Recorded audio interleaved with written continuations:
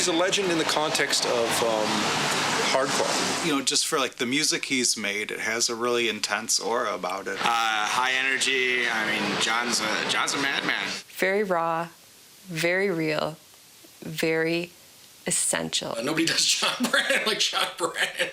John Brannon's a legend for a number of reasons. He's actually a very bright guy. He writes great songs. He was a prototype, really, for disaffected American suburban youth. John's always been like kind of a larger-than-life character. People either love him or just have no way to even be close to relate. He has the ferocious vocal styling, but he has the presence to match it, you know. If he never opened up his mouth, I might still even be intimidated by his scowl. He gets in a state of mind, and he's just there. I mean, he's done some crazy shit. John's not evil. John's exercises the evil that is in people. Just John Brannon. That's just how John Brannon is. Here we go, man. Here we go. Here we go. 1, 2, 1, 2. Okay, I'm John Brannon. I've been in Static. I've been in Negative Approach. I've been in Laughing Hyenas. Now I'm in Easy Action.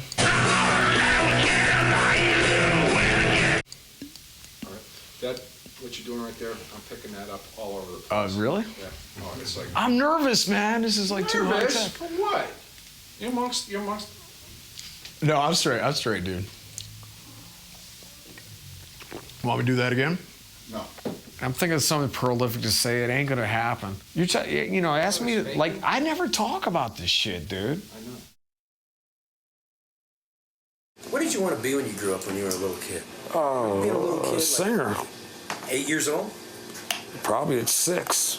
Oh yeah, no, I knew right off. I mean, the first thing that really hit me before I even knew anything about rock and roll was seeing like Louis Armstrong on TV. And at that point, I started playing trumpet when I was like 7. I mean, I was in love with Louis Armstrong. That shit spoke to me. Plus, my dad being a minister, I guess I kind of started out in the church choir.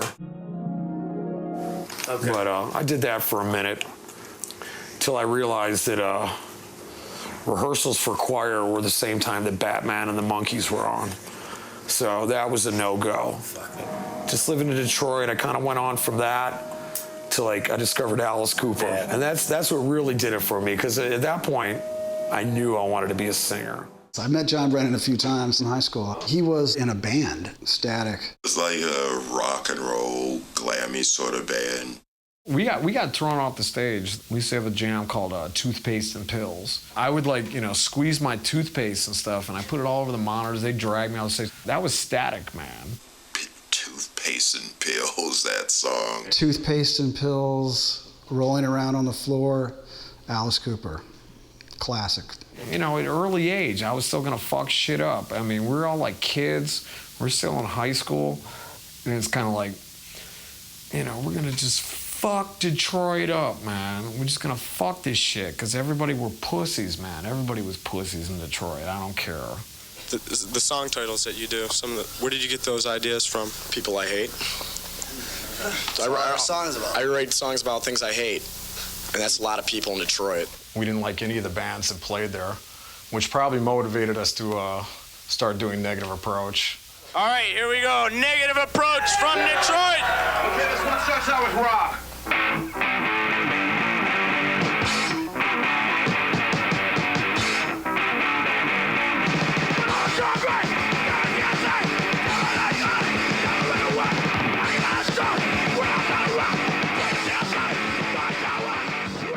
Well, we started doing shows at underground places. We had the no age limit thing. So it's like anybody could come to our shows. It's like finally, could do shows where we could have kids or whoever wanted to come. We never judged our audience. In the beginning, the whole hardcore punk thing was kind of a response to the bloated excess that music had become. It had its genesis in the whole punk thing. But they were making it because they needed to say something. They were musicians, but they needed to say something. It's like, why be something that you're not? Negative Approach was a tremendously energetic band. Oh, the crowd was fanatical, and the crowd would, you know, in the pit. That's where slam dancing started. Yeah, it was really energetic in the old days. The walls would be sweating. It was just pure energy back then. I mean, they were the band to go see.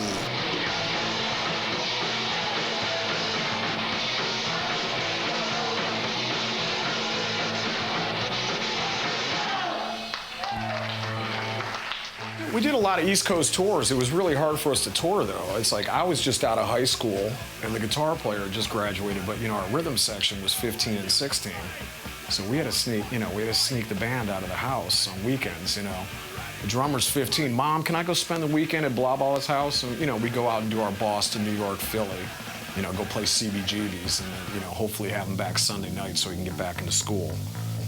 I could pretty much say we broke up at our peak because we broke up before the first, you know, our only album ever came out.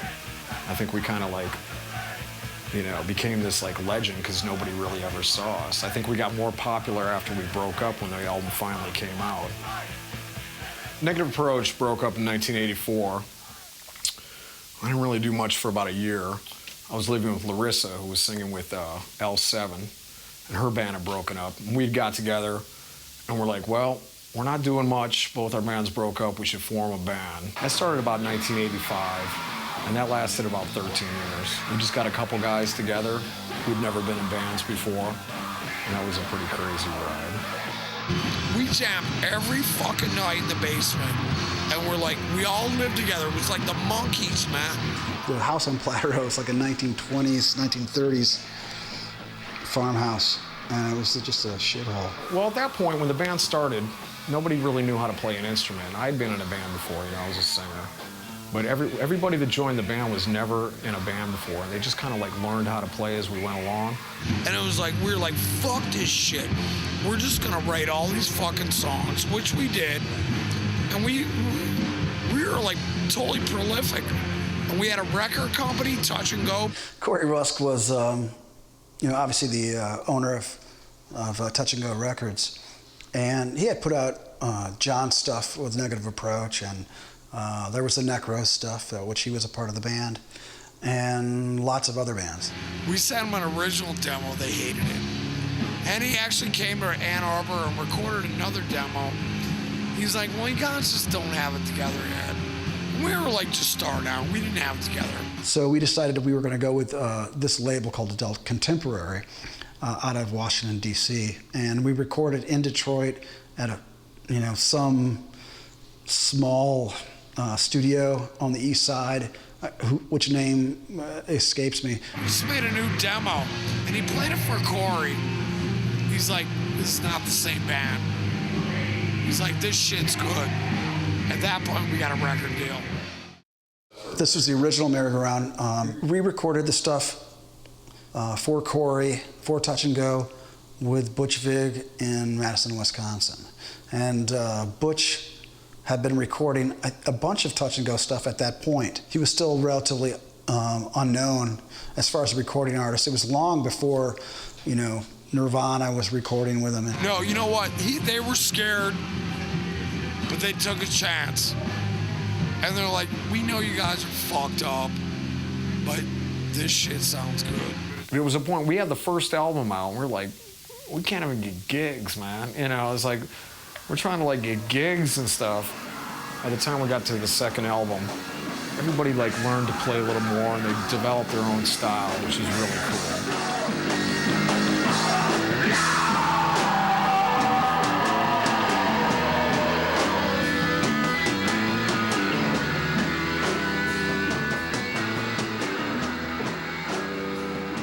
The album's called Life of Crime, and if we weren't doing what we're doing now, we didn't keep the band together, we'd probably end up in jail for crime or however else we can make some money hustling. We went through a little phase. Most people would go through a phase of stealing stuff when they're like 12 or 15. We decided to like start lifting stuff at a, you know, for fun and profit. Because it was weird, we were working on the song Life of Crime. So it's like, you know, of course we go to the local, you know, Save Mart or whatever you want to call it, Piggly Wiggly, whatever it was in that town. And I shoplifted some cheese, and I got thrown in jail for like stealing cheese. You know, it's like, whatever, you know, I'm shoplifting, I get picked up, I get thrown in jail. It's like, that was some shit. That was like just typical Laughing Hyena stuff. I mean, you know, it's like everybody was just getting into trouble. I mean, it got nastier as time went on. That's like one of like the, you know, the wholesome adventures. When I saw the Laughing Hyenas, they were on top of the mountain. I mean, they were really unbeatable at the time. They were a scary band, just scarily good, and everybody worshipped the ground they walked on. And every popular band of the day, from Nirvana to Mudhoney to Sonic Youth, everybody bowed down to the Hyenas.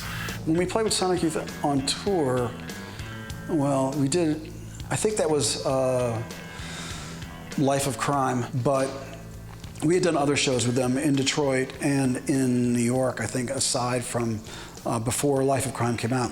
We hooked up with them, and it found out, you know, they were fans of ours.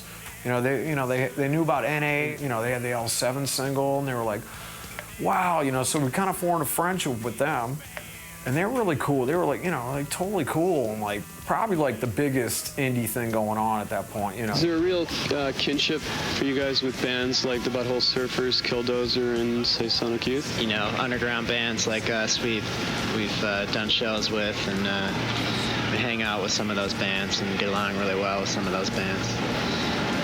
Actually, after this tour, we're doing the West Coast tour with Sonic Youth and doing the Texas shows.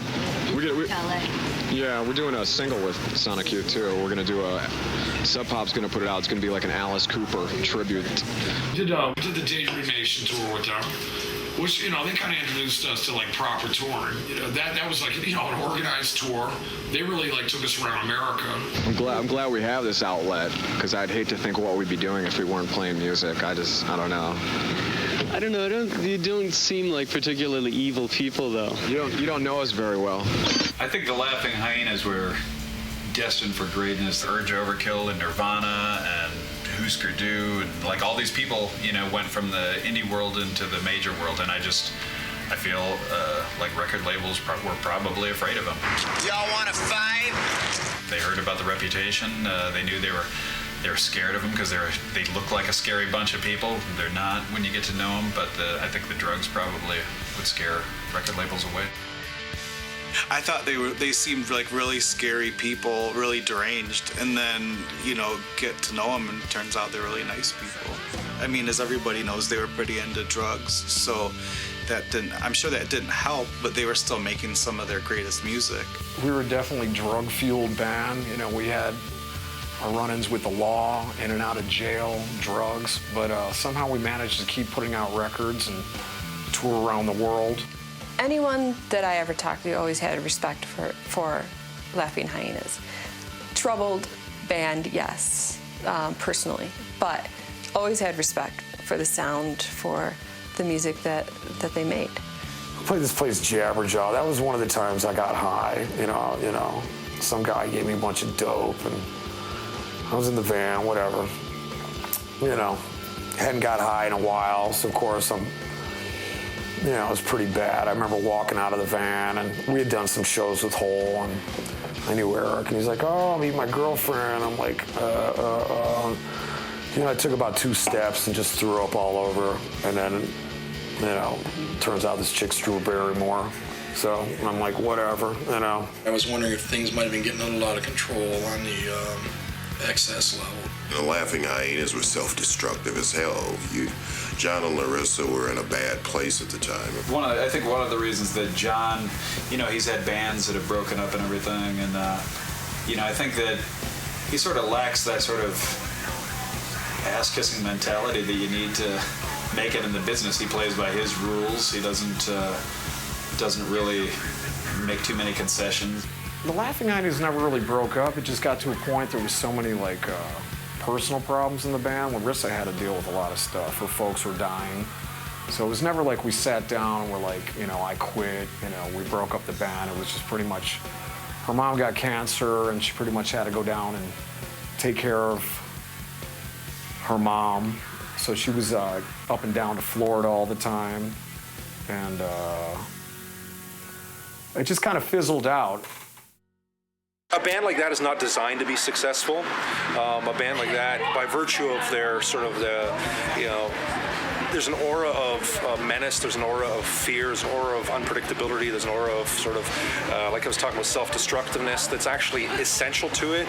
So it's almost like, what a band like that, to become big, who's going to compromise? Either the audience, the masses are going to get cooler, or the artist is going to get a little like more tame.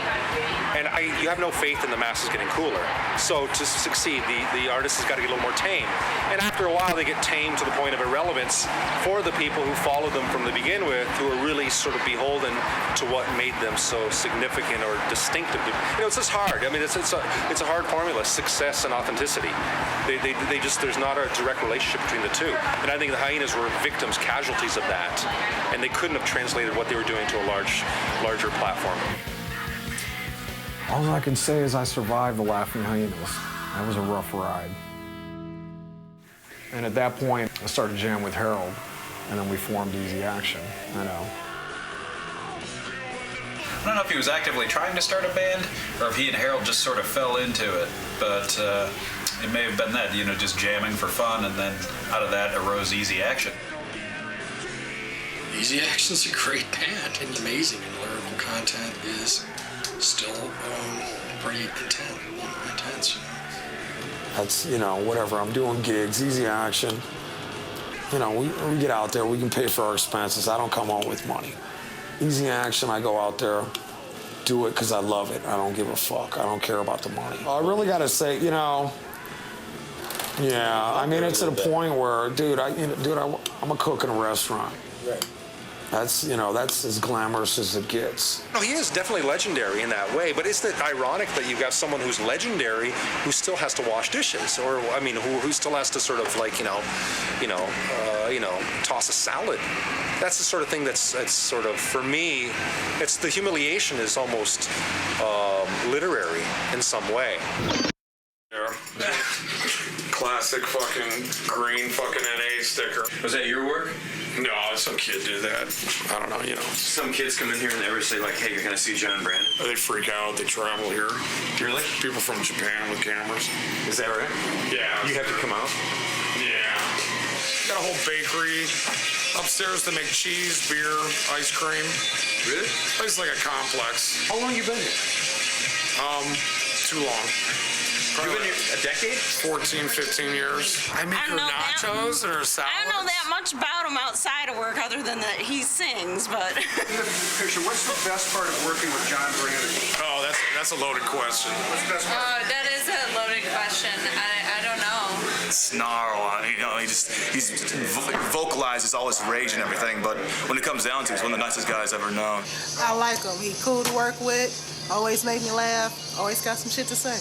You considered a bohemian sex god here? No, I'm the dude who makes the salads. We'll put it like that. Yeah, he's a bohemian salad god. Oh yeah, we'll put it like that. Here's one of my salads here. I mean, this is about 2 hours ago. I guess this was a mistake. I've got his posters, T-shirts. I had him autograph them. He writes on them, fuck shit up. It's very close to Aggie, right? And I love it. Whatever. I like working here. It keeps me angry. So, between, I can keep the anger going. People are always like, why are you so angry? It's like, oh, because I work in a restaurant. I have to pay bills. John may not want to admit this, but he has something of a drinking problem. I'm making salads and rocking the world. And my cup is empty. Did you guys learn how to play that Dead Boys song? I don't know the lyrics, but it's Dead Boys. Doesn't matter. I got the lyrics. Ron, you got your glasses? I know about that. Ron, you got your glasses? I can't read this shit. Then bring it with me. For as much shit as I give you, you are the man. Yeah. Oh, serious? I love it. I can go and railroad you wild. I'm old, man. It's good. Oh, it's so much better. Somebody's going to write it down on the screen. Oh, my God. I never knew these were the lyrics. No, it's like, the internet shit. For years I've been saying something else. I'm like,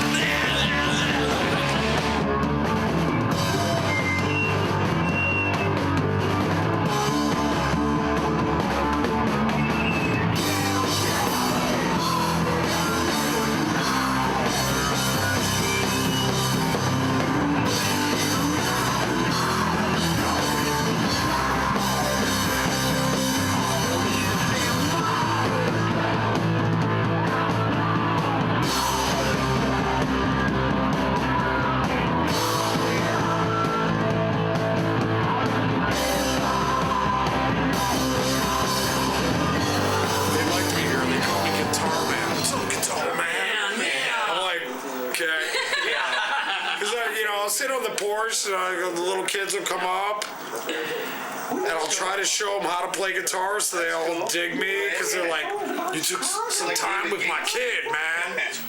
So funny, I feel like a rapper, because right on the top of this stack is Scarface and like a Bruce Lee. Yeah.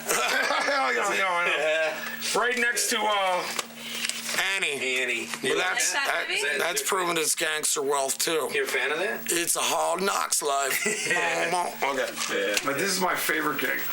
This is when Discharge formed us up. Oh, that's a good one. Hello. Was Cal with him? No, he sucked. No, the vocals weren't there. But check out, this is shit you got to throw in your documentary. We had Harold just filmed this while we were like on tour. It's good. Oh, let's see that. Yeah. Hit it up, man. It's just cool, just kind of cool. No, it's cool. Or hanging out. You had a little shit. camera with him? It's like, it's best backstage. Look at this shit. Dude, I got punched out in this gig. It's fucking awesome. Checks gone up, your NA checks? I mean, it is what it is, man. Have they gone up, though? Just like... Since 06? They're steady. I'm saying I still get royalties like 30 years later. I mean, the record sells every year. Yeah. Everybody gets paid. I just wondered if I don't even think about it. I mean, it comes up when it's always out of the blue, and it's always every like 6 months. I can pay that fucking every 6 months that kind of bill with this shit. I mean, it's I just wonder if it checks if it's nothing you can retire on. It's not like no, it's not retirement. It's not like we're doing commercials for spam. No. But if they asked me, I would. At that point, after the Hyenas, going through Easy Action, I never thought a million years Negative Approach would get back together. I mean, that was like former life, done, buried. You got the records, that's that. So I get the call from Corey Rusk, runs Touch and Go Records. He's throwing together his 25th anniversary celebration of, Touch and Go and all the great records they put out. He's like, you guys want to do the gig? And it was so, I put out the call, talked to the guitar player. Well, I kind of just brought up the idea of it, and he kind of did this rundown. I haven't picked up guitar in 15 years. I don't even own an amp. It's just like, I'd lost touch with the brothers, the McCullough brothers. I never really talked to him after the band broke up. I'd been in touch with Opie, all through it. And at that point, we already kind of had it in the back of mind. Actually, Opie brought this up. He goes, well, why don't we get the dudes from Easy Action to do it? The funny thing, it was like me and Harold were on tour with Easy Action. I think we played like Irving Plaza with Radio Birdman. Him and me had to get on a plane, fly to Chicago. So at that point, me and Harold are up for like 2 days, get off the plane. Some van picks us up, and we're on stage, and it's like 7,000 motherfuckers, something like that. It was a big crowd. It was a big crowd. That was, that was the most overwhelming thing.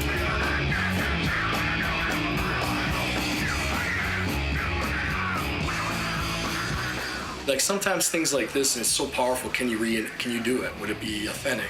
And it was such a statement of its time to carry on and do it now. Older, like can Johnny Rotten really do the Sex Pistols now? And especially a youth movement thing like Negative Approach. And it's really interesting that they were able to do it and do it well. Of all the music I played, something about just doing the Negative Approach songs. That shit's better than dope, man. That's just for me, it's such an adrenaline rush. People are like, oh, how can you sing these jams that you wrote when you were like 18 and shit? But, I really gotta say the lyrics, man. I feel the same way. And the songs were just good. I just get something that just like, I just want to fucking explode, man, when I do those songs. And it's good. I never get sick of playing them. And it's good for us now because we took 25 years off. Right. So I mean, coming back to it, it's not that fucking weird. That's how I'm rolling. So Yeah. All right. Let's get him up there because we're gonna get you up there because I think that's your band. Jesus fucking Christ, am I on? Do your shit. Take what you can take for an influence and like go on and create your own thing. And it's so funny, there's usually like a band's like, okay, there's Psych, that band's Pretenders, that band's New Order over here, and we got the Meat Men jamming down here. That's a lovely view. Oh, yeah. Says no poopers. No poopers. That's a good one. Check it out. This is the other one. And, you know, that's lovely. So that's wonderful, like taking a piss and the flies come up and it's like, welcome to my world.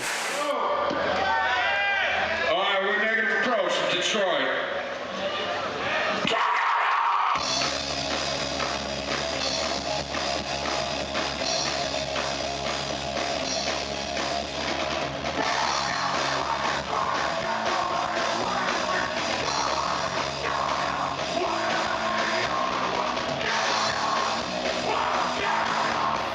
John Brannon's story isn't over yet.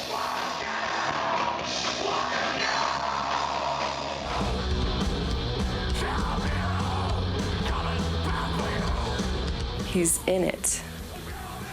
He's going to do it. Probably till he dies.